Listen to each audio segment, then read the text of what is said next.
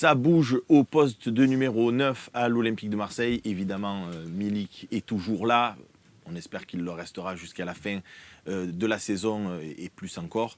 Mais on a appris aujourd'hui, Jérémy, que Benedetto était parti à Lecce. Une information toujours pas confirmée du côté de l'Olympique de Marseille. Ouais, c'est pas confirmé du côté de l'OM. En tout cas, Elche a officialisé. Donc, il s'est envolé cette nuit pour l'Espagne, à direction Alicante. Et donc, il aurait pris part même au premier entraînement là, cet après-midi. Donc, on ne pourra pas compter sur lui contre Nice. C'est dommage, puisque qu'il soit titulaire ou pas, je pense que ça aurait été une cartouche intéressante. Même si je sais qu'à l'Epro, les anti-Benedetto, moi, je reste persuadé que ça aurait été sympa. Donc maintenant, le plan, c'est de le remplacer. Maintenant, le match à Nice arrive vite. Donc je pense qu'à Nice, on sera avec les joueurs actuels.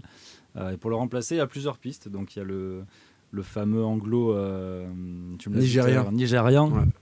Ike Ugbo, qui est un super beau bébé d'1m96, qui a mis 16 buts 1m86. 86, tu vois, j'ai cru que c'était du basket. 1m86, qui est agile dans la surface, qui est rapide, qui est technique. Après, ça reste un joueur un peu tendre à 22 ans. C'est en Belgique qu'il a mis ses 16 buts. Et puis la deuxième piste, c'est Sorloth, le Norvégien, on en parle beaucoup.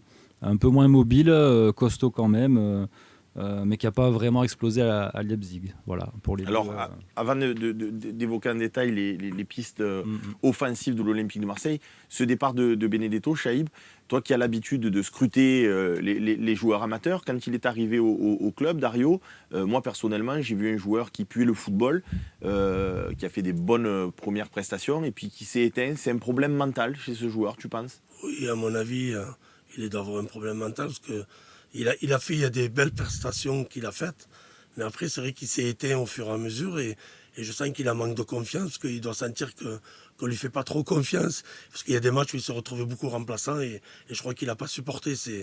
Mais Villas-Boas, pour autant, Chaïb lui avait maintenu sa confiance tout au long des prestations puisqu'il en faisait son titulaire à l'époque. Et ça n'a pas suffi, cette confiance de notre ex-entraîneur. Villas-Boas, oui, bien sûr, il lui a fait beaucoup confiance. Il a beaucoup joué sur l'air, Villas-Boas, mais là, il joue de moins en moins et il sent qu'avec l'arrivée de Milik, il sent qu'il est en difficulté.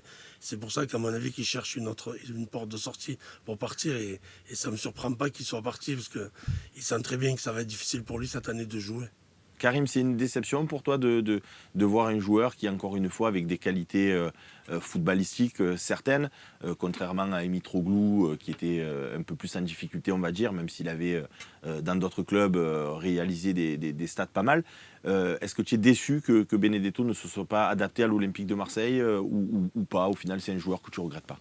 Oui, pour moi, c'est ce que je disais un petit peu sur les réseaux. Je suis... le mot pour qualifier Benedetto, c'est dommage. Parce que c'est un joueur, quand il est arrivé, il a montré qu'il était capable de marquer des buts assez rapidement. Il a eu un temps d'adaptation assez court pour un joueur venant d'Amérique du Sud. C'est pas facile, c'est pas évident de se taper une saison, l'hiver, etc. Il était à 11 buts sur 26 journées de championnat. Villas-Boas lui avait fixé un score de 15. Il était presque arrivé, il restait 12 journées. Il a marqué un but important contre Paris, injustement refusé l'année dernière. Peut-être que ce but l'aurait mis véritablement en confiance parce qu'il aurait été porté en triomphe.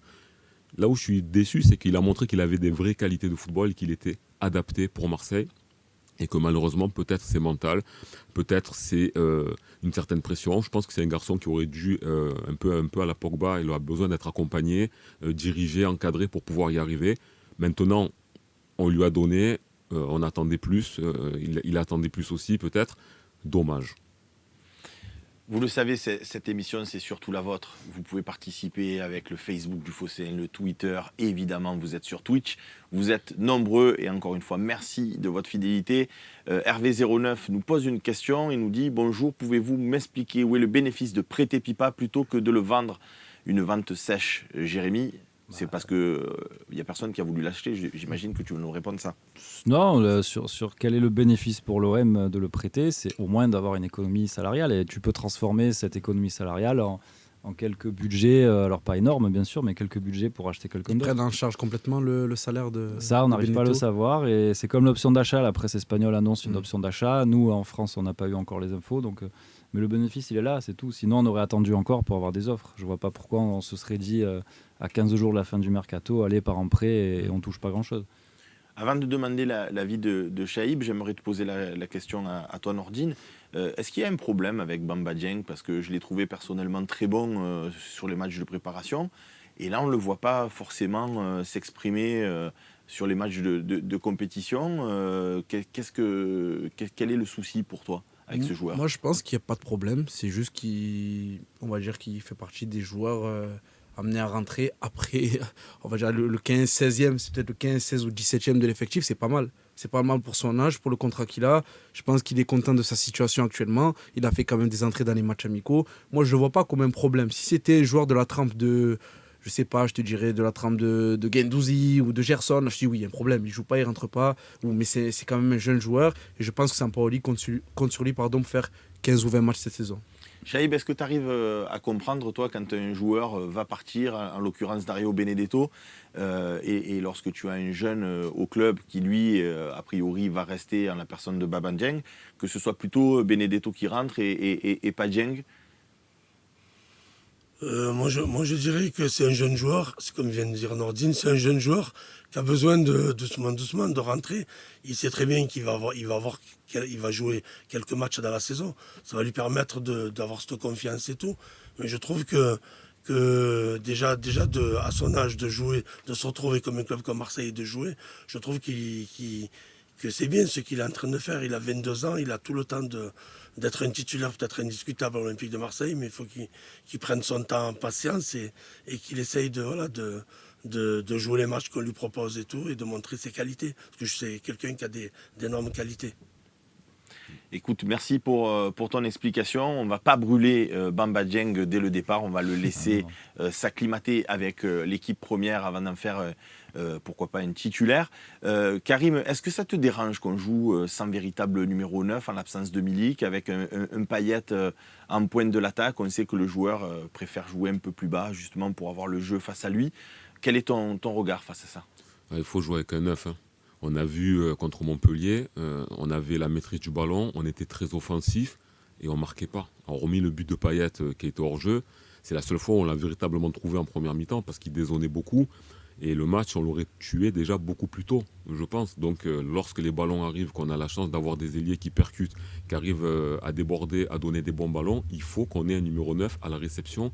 Mais alors qui Bamba Dieng, parce qu'il ne reste plus que lui aujourd'hui dans l'effectif? Si on revient sur ce qui a été dit, par exemple, quand on regarde Benedetto, je pense que si on l'a vendu, c'est que je pense que le président a déjà un plan pour un numéro 9 qui ne devrait pas trop tarder à arriver dans les 10 jours qui viennent. Tu as des infos?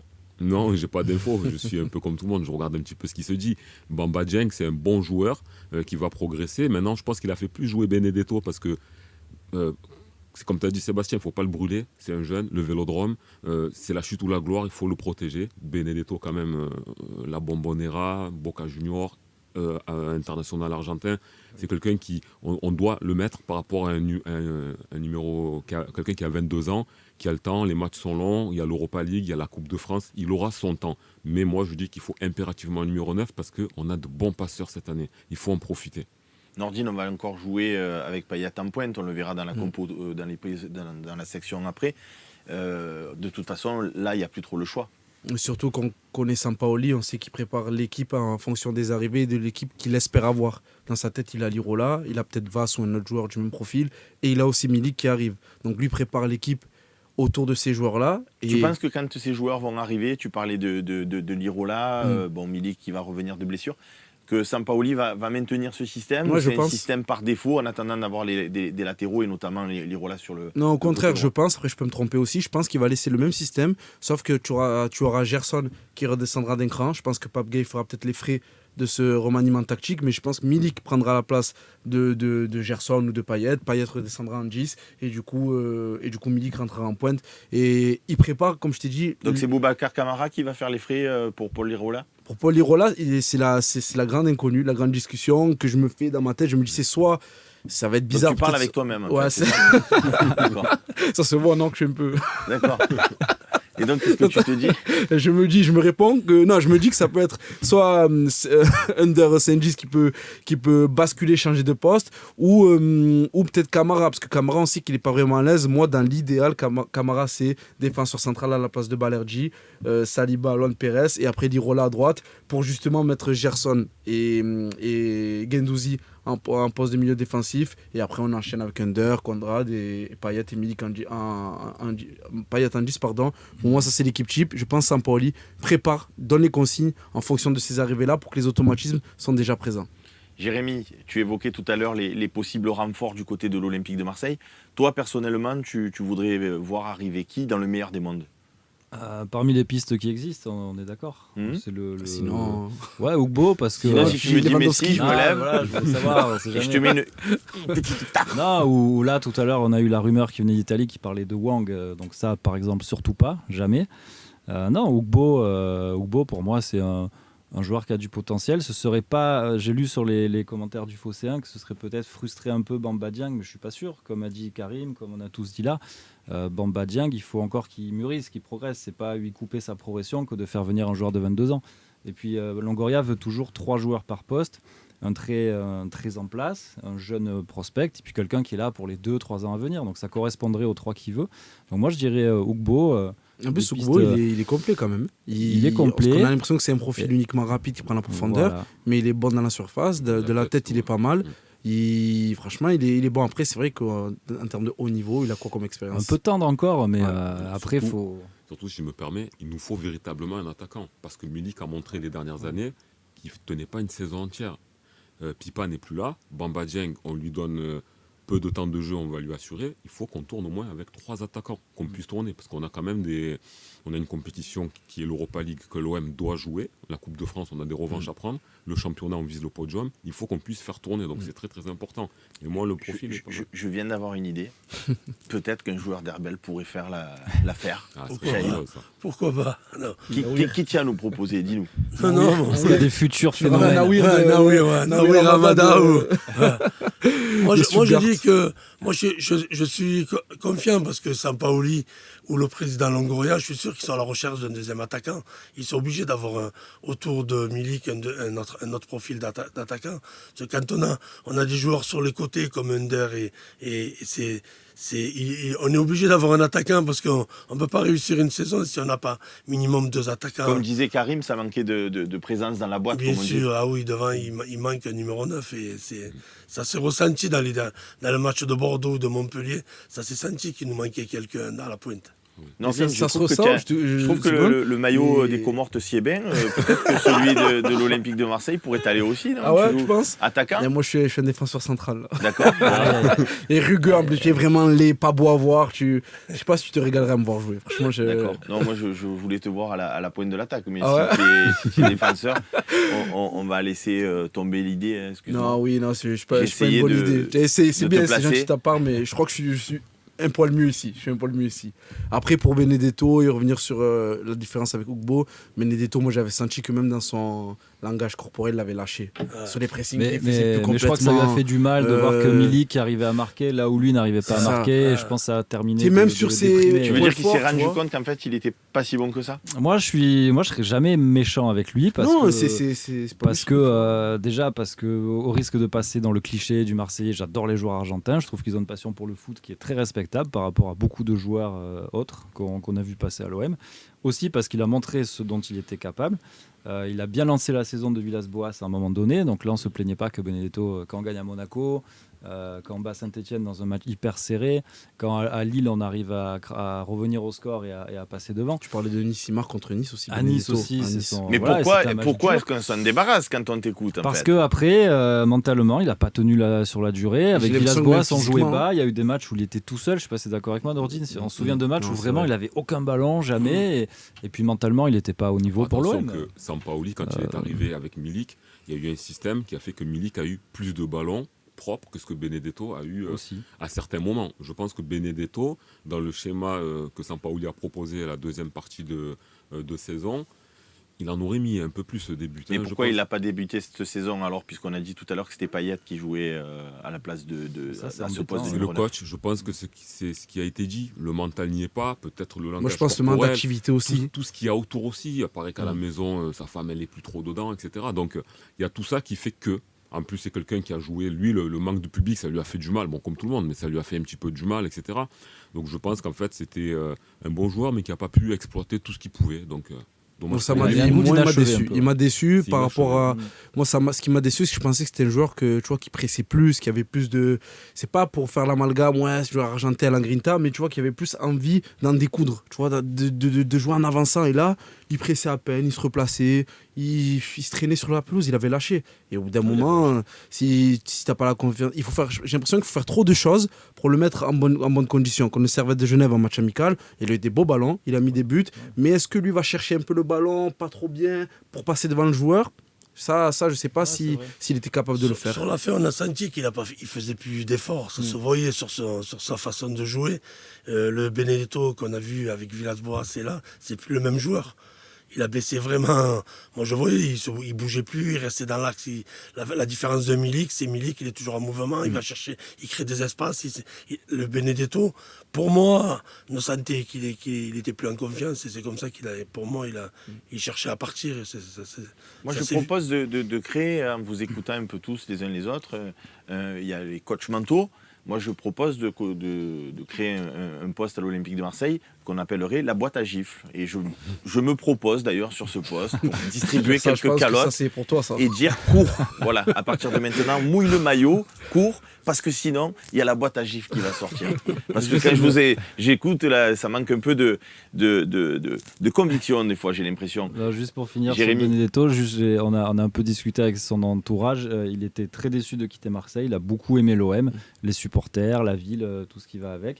Et il a en tête quand même de pourquoi pas revenir. Alors je ne sais pas si ce sera possible, hein, mais de revenir pour s'imposer. Donc lui, il n'était pas forcément très chaud. Il y a encore quelques semaines pour partir. Tu as la parole, garde la main. Qu'en est-il du budget recrutement de l'Olympique de Marseille? Parce qu'on parle du neuf, ça va demander encore des moyens, d'autant que, comme on le disait tout à l'heure, il n'y a pas eu de vente au sujet de Benedetto, on s'achemine vers un prêt. Donc on a ouï dire, d'après Amazon, qu'il n'y avait plus forcément de moyens. Ça a été contredit. Quelle est la tendance aujourd'hui? Non, c'est faux ce qui a été dit dans le sens où si on a zéro, le marché est terminé puis on ne fait plus rien. On a un actif joueur déjà. Il y a des joueurs à forte valeur. Bouba Camara, il ne partira pas pour 30 millions, mais s'il part, ce sera quand même pour une somme sympa. Pareil pour Radonjic, il y a 2 clubs qui le suivent, on le lit partout et c'est la vérité, donc il y a une entrée d'argent à faire. Il y a aussi Khaled Takar, même si pour l'instant ça frémit, il finira même par partir. Et puis il y a des économies de salaire qui ont été faites aussi, donc il reste encore un peu. Après, il ne reste pas pour faire un achat à 10 millions d'euros, mais pour faire des prêts très intéressants. Et puis s'il y a des ventes, cette enveloppe elle va gonfler un petit peu et ça peut être d'autres surprises encore plus intéressantes. Mais il n'y a pas zéro. Ce qui a été dit, c'était Et toi, hâtif. Sorloth ou Ugbo, les deux joueurs, c'est quoi? C'est pour prêt? C'est Pour un Ogbo, ce serait transfert? plus un transfert. J'ai vu que tu es coté à 4 millions. Voilà, et ce ce serait éventuellement un transfert. Je pense qu'en le payant plusieurs fois, je pense que 4 millions, c'est dans les cordes de ce qu'a l'OM aujourd'hui.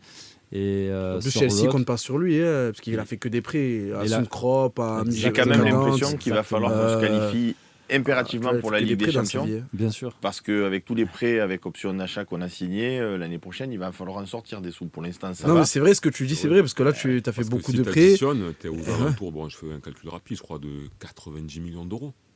Si tu additionnes toutes Ouais, les mais options d'achat, les Mais options t'as un d'achat actif obligatoires. joueur aujourd'hui qui est vachement plus intéressant que celui qu'on avait il y a sûr. encore 2 ans. Quoi. Donc en fait, le but de Longoria, c'est de faire du roulement. C'est pendant que tu étales tes paiements dans la durée, toi tu sors un joueur pour pas mal d'argent et tu retombes sur tes pattes Jaïb. comme ça. Si on a des petits soucis financiers, hop, un petit prêt, c'est Un petit possible. prêt, que si on prête 2-3 joueurs. Bon, je vous propose de faire l'équipe qui va évoluer face à Nice.